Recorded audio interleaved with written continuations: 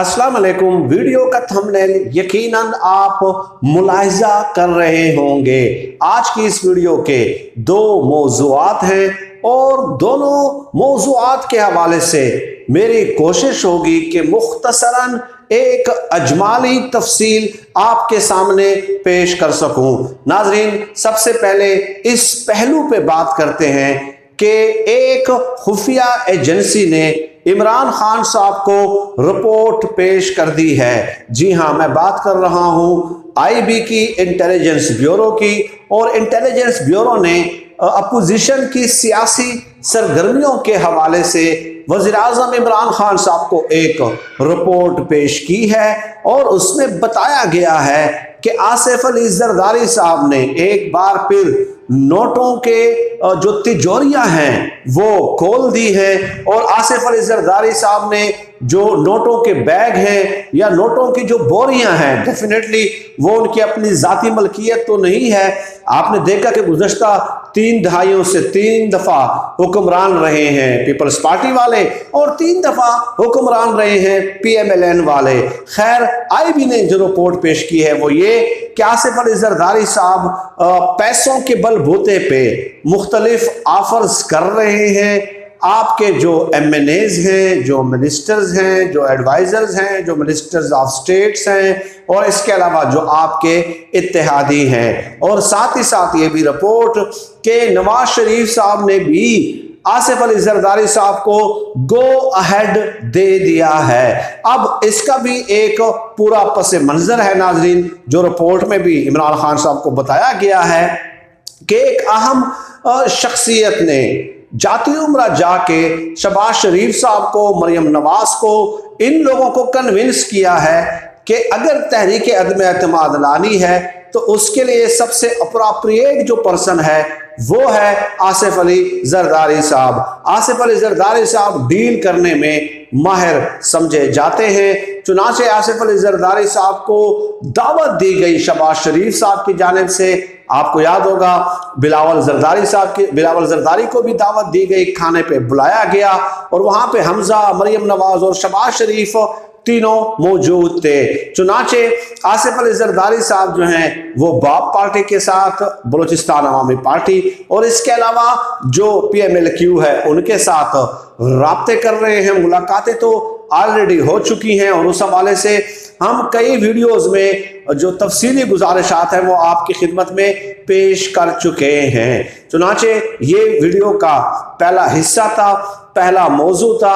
अब नाजरीन, एक और बात मैं आपको बता दूं, डेफिनेटली मैं अपनी तरफ से फैक्ट्स को डिस्टार्ट नहीं करता, मसख नहीं करता। ये एक सहाफती बददियानती के जुमरे में आ जाता है।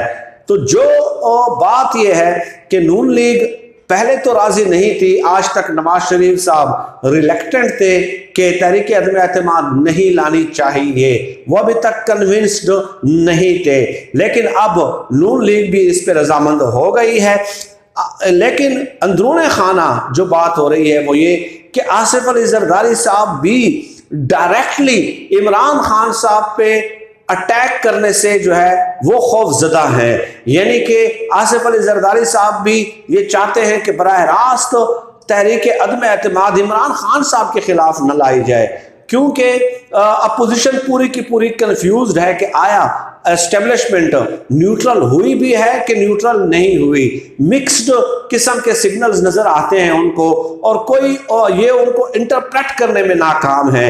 चुनाचे ये जो कहा जा रहा है ना कि डायरेक्ट अब इमरान खान साहब के खिलाफ लाई जाएगी, नहीं, टेस्ट केस के तौर पे जो है कई 1-2 स्टेप्स में ये चीज किया जाएगा। एक कौमी असम्बली के स्पीकर के खिलाफ, फिर पंजाब में, यानी कि ये एक टेस्ट किया जाएगा, आजमाया जाएगा कि आया वाकईतन अगर यहाँ पे हमारी तहरीक अदम एतमाद कामयाब हो जाती है तो इससे जाहिर हो जाएगा कि एस्टेब्लिशमेंट न्यूट्रल हो चुकी है। लेकिन और उसके बाद फिर पंजाब और उसके बाद इमरान खान साहब, तो आप खुद अंदाजा लगा सकते हैं कि अभी कितने मराहिल इन लोगों ने तय करने हैं और हुकूमत की कितनी मुद्दत रह गई है।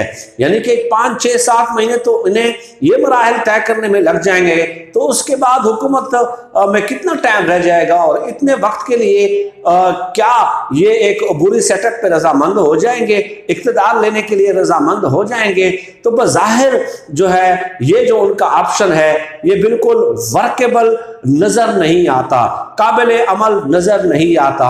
हाँ, या तो ये होता कि ये बराह रास्त इमरान खान साहब के खिलाफ तहरीक अदम एतमाद लाते तो हम ये बात तस्लीम कर लेते, लेकिन अंदरूनी खाना इन लोगों ने ये भी डिस्कशन की हुई है कि अगर यहाँ पे इमरान खान साहब के खिलाफ फर्ज किया डायरेक्ट ले आते हैं तहरीक अदम एतमाद, तो उस वक्त जो है फिर इमरान खान साहब अगर जीत के लेट सपोज हमारी तहरीक अदम एतमाद नाकाम हो जाती है, तो उसके बाद हम क्या करेंगे?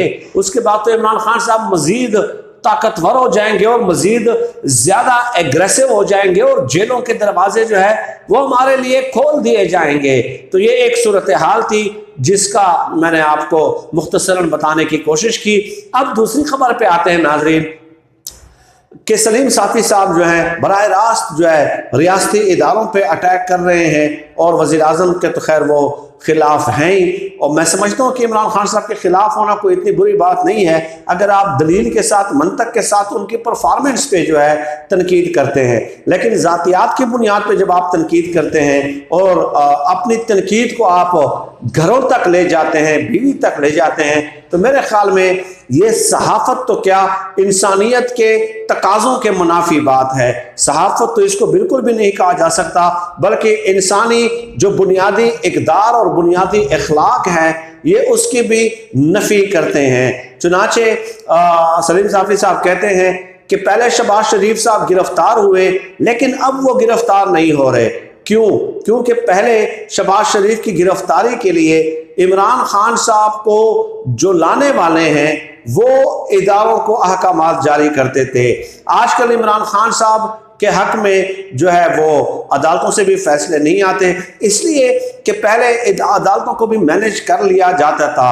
आजकल जो इमरान खान साहब हैं वो उनके ऊपर टीवी स्क्रीन पे बहुत ज़्यादा तनकीद होती है, इसलिए कि पहले इमरान खान साहब के लिए टीवी चैनल्स भी जो है वो मैनेज किए जाते थे उन लोगों की तरफ से जो कि उनको लाने वाले हैं। लेकिन आजकल वो चूंकि उन्होंने हाथ खींच लिया है, इसलिए इमरान खान साहब को अब इदारे भी खुद मैनेज करना पड़ रहे हैं, इमरान खान साहब को टीवी चैनल्स भी खुद मैनेज करना पड़ रहे हैं, इमरान खान साहब को दूसरे इदारे भी खुद मैनेज करना पड़ रहे हैं। इसलिए जो है इमरान खान साहब को लग रहा है कि शायद इस्टेब्लिशमेंट ने उनके सर पर से जो दुपट्टा है, जो चादर है, जो हाथ है वो खींच लिया है। तो इमरान खान साहब को ये खुद ब खुद ये लग रहा है, शायद सलीम साफी साहब कहते हैं कि मुमकिन है कि वो न्यूट्रल हो गए हों, न वो अपोजिशन की तरफ हो न इमरान खान साहब की तरफ हो, लेकिन इमरान खान साहब को ये खौफ है। इसलिए इमरान खान साहब की जो अहलियां हैं उन्होंने दम दरूद की महफिलें ज़्यादा करना शुरू कर दी हैं और जनरल कमर जावेद बाजवा साहब को जो ना काबू करने के लिए और उनको अपने असर में लाने के लिए कितना इमरान खान साहब के हिमायती हो जाएं एक बार फिर, तो जादू करना एक किस्म का शुरू कर दिया है बुशरा बीबी ने जनरल बाजवा साहब पे। ये सलीम साफी साहब इनडायरेक्टली जो उनके कालम का मतन है वो यही है। तो मैं समझता हूँ कि इस किस्म की सहाफत को हम एक्सपोज तो करते ही रहते हैं और फर्दर भी इंशाअल्लाह ताला हम एक्सपोज तसलसल के साथ और दलील और मंतक की दलाइल के साथ हम एक्सपोज करते रहेंगे। लेकिन मेरे ख्याल में किसी एक शख्स के बुग़्ज़ और तासुब में आप रियासत को इस कदर मैलाइन न करें कि पूरी दुनिया में आपके तज्ज़िये हमारे मुल्क के लिए जो है जग हंसाई का सबब बन जाएं। नाज़रीन, फिर वक्त आज की इस वीडियो में इतना ही। अल्लाह पाक से दुआ है कि अल्लाह पाक हमें खल्क़े खुदा के लिए आसानियाँ पैदा करने की तौफ़ीक़ अता फ़रमाए। आमीन या रब्बिल आलमीन।